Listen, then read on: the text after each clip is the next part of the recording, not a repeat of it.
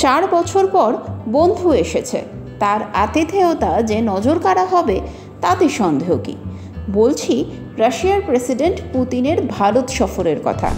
ভারতের মাটিতে পা রাখতে না রাখতেই পুতিন মোদির ঘনিষ্ঠতা আলোচনায় এসেছে কূটনৈতিক মহলের। শুরু থেকেই সামনে এসেছে কিছু ছক ভাঙা চিত্র। পালাম বিমানবন্দরে পুতিনকে স্বাগত জানাতে নিজে উপস্থিত ছিলেন প্রধানমন্ত্রী নরেন্দ্র মোদী।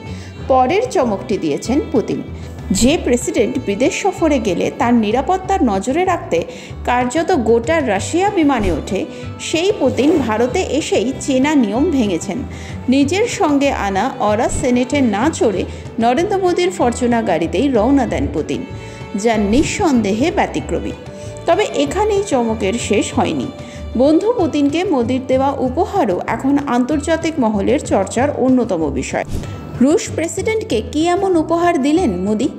প্রধানমন্ত্রী নরেন্দ্র মোদী সমাজ মাধ্যমে একটি ছবি শেয়ার করেছেন। তাতে দেখা যাচ্ছে রাশিয়ার প্রেসিডেন্টকে রুশ ভাষায় অনুদিত গীতা উপহার দিচ্ছেন তিনি।